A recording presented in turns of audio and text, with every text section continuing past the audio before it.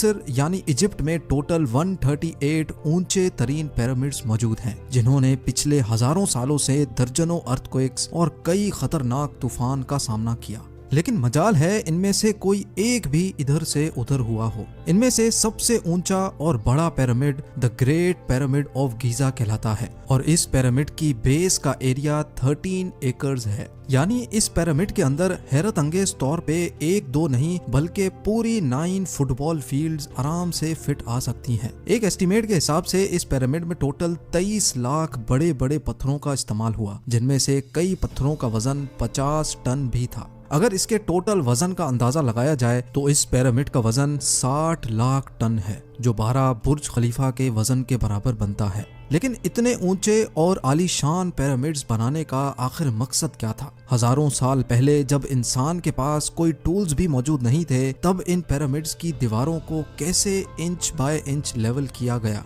कैसे 50 टन वजनी पत्थरों को स्क्वायर शेप में काटकर बगैर क्रेन के ही 480 फीट ऊंचाई तक पहुंचाया गया? और इनको बनाने में ऐसे कौन से इंजीनियर्स का हाथ था जिन्होंने इन पिरामिड्स को अर्थक्वेक प्रूफ के साथ साथ इनकी तमाम साइड्स को एग्जैक्टली 51.5 डिग्री के एंगल पे सेट किया? ये सब आप जान सकेंगे आज की इस वीडियो में। तो आइए शुरू करते हैं। Challenge number 1। कई सदियों से मुख्तलिफ रिसर्च टीम्स इस पिरामिड की कंस्ट्रक्शन टेक्निक जानने के लिए सर जोड़कर बैठी थीं कि आखिर इस पिरामिड की हर side exactly north, south, east और वेस्ट पे बगैर कंपास के कैसे सेट की गई होंगी। कई एक्सपर्ट्स का मानना है कि उस टाइम के आर्किटेक्ट्स ने सबसे पहले ऐसी जमीन तलाश की होगी जो लाखों टन वजनी पत्थरों का वजन झेल सके। उसके बाद पोलर स्टार्स यानी वो सितारे जिनकी मदद से अर्थ के पोल्स का पता पड़ता है, उनकी मदद से पिरामिड की हर साइड को मार्क किया गया। ना कोई कंपास और ना ही कोई ऑप्टिकल इंस्ट्रूमेंट, सिर्फ इस बेसिक टेक्निक से हजारों साल पहले इस पिरामिड की डायरेक्शन सेट की गई और वो भी 0 एरर्स के साथ। Challenge number 2।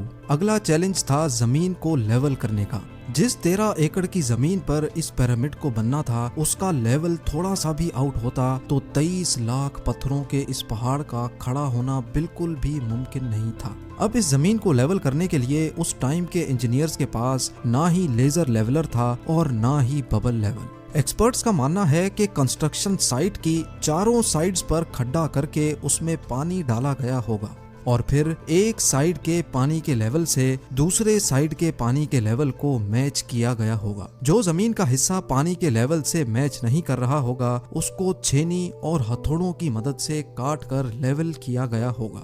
कई एक्सपर्ट्स का मानना है कि एंशिएंट इजिप्शियंस ने इस सिंपल टूल का भी इस्तेमाल किया, जिसकी दोनों साइड्स पे लकड़ियां और उसके ठीक सेंटर पे एक रस्सी से पत्थर बंधा हुआ है। अगर पत्थर जमीन से टच हो गया और उसकी रस्सी ठीक सेंटर लाइन पे आ रही होगी तो इसका मतलब है कि बीच की जमीन परफेक्टली लेवल्ड है। Challenge number 3। अब पिरामिड कंस्ट्रक्शन साइट पे डायरेक्शंस भी सेट थी, मार्किंग्स भी हो चुकी थी और जमीन का लेवल भी सेट था। अब बारी थी कंस्ट्रक्शन स्टार्ट करने की, जिसके लिए लाखों टन वजनी और बड़े पत्थर रिक्वायर्ड थे। लेकिन ये पत्थर काटने के लिए ना ही उनके पास ग्राइंडर थे और ना ही जैक हैमर्स। लेकिन फिर भी उन्होंने 50 टन वजनी पत्थर काटे भी और उनको स्क्वायर या रेक्टेंगल शेप भी दिया। लेकिन आखिर किसकी मदद से? जी हाँ, यही वो सिर्फ एक टूल था जिसकी मदद से पत्थरों को काटा गया। एक्सपर्ट्स का मानना है कि पिरामिड की कंस्ट्रक्शन पे इस्तेमाल होने वाली छेनी सिर्फ कॉपर से ही नहीं बनी थी, क्योंकि उनको भी ये बात मालूम थी कि कॉपर नरम होता है और पत्थर नहीं काट सकता। इसलिए इसमें एक केमिकल आर्सेनिक भी शामिल किया गया था। कॉपर और आर्सेनिक से बनाई जाने वाली ये छेनी लकड़ियों के हथौड़ों से पत्थरों पर ठोकी जाती थी और कई घंटों की मेहनत के बाद बड़े बड़े पत्थर शेप में लाए जाते थे। Challenge number 4। अब चूंकि ये खास किस्म का पत्थर जिसको आज लाइम स्टोन कहा जाता है, उसकी कटाई पिरामिड कंस्ट्रक्शन साइट गीजा से 250 किलोमीटर दूर टोरा के शहर में हो रही थी। अब मसला था ये पत्थर गीजा तक ट्रांसपोर्ट करने का। हर एक पत्थर 50 टन यानी 50,000 केजी के बराबर था, जो तकरीबन 3 पैसेंजर बस के वजन के बराबर बनता है। और ऐसे 23 लाख पत्थर सिर्फ एक पिरामिड में इस्तेमाल होना थे। इतना ज्यादा वजन ट्रांसपोर्ट करने के लिए ना ही उस दौर में कोई जानवर काम आ सकता था और ना ही उनके पास ट्रक्स मौजूद थे। हत्ता कि अगर आजकल के जदीद दौर में भी ये काम करना पड़े तो ट्रांसपोर्ट कंपनीज को अच्छा खासा टफ टाइम आएगा।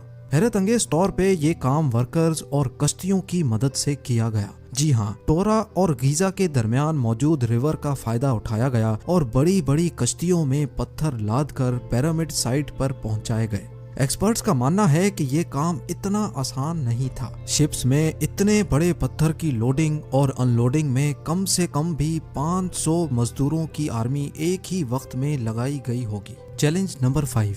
जो एक्सपर्ट्स की टीम्स पिरामिड की कंस्ट्रक्शन पर रिसर्च कर रही थीं, उनको अब अपने कई सवालों के जवाब मिल चुके थे, लेकिन एक बात उनको हर वक्त सता रही थी कि लाइमस्टोन कट भी गए, ट्रांसपोर्ट भी हो गए और कंस्ट्रक्शन के दौरान एक के ऊपर एक लगना भी शुरू हो गए। मसला ये था कि पत्थर इतनी ऊंचाई तक आखिर पहुंचाए कैसे गए होंगे।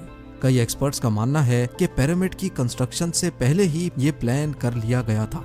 या तो ये स्पाइरल ट्रैक के जरिए ऊपर गए होंगे या फिर जिग जैग तरीके से, लेकिन ये बात तो तय है कि 50,000 केजी के पत्थर ऊपर मजदूरों की आर्मी की मदद से ही खींच कर गए होंगे। Challenge number 6। बात सिर्फ लाखों मजदूरों छेनी हथौड़े से लाइमस्टोन काटने और इतने बड़े पत्थरों को ट्रांसपोर्ट करने की ही नहीं थी। इस पिरामिड के अंदर कंपार्टमेंट्स, उनके अंदर जाने का रास्ता और कई छोटी छोटी सुरंगें भी बनाई गई थी। बाकी सब चीजें तो ठीक थीं, लेकिन एक चीज एक्सपर्ट्स को हैरान कर गई और वो ये थी कि अंदर के कंपार्टमेंट्स में जो पत्थर इस्तेमाल हुआ था वो लाइमस्टोन नहीं बल्कि ग्रेनाइट था। जी हाँ, ग्रेनाइट एक ऐसा पत्थर है जो डायमंड के बाद दुनिया का सबसे सख्त तरीन स्टोन माना जाता है।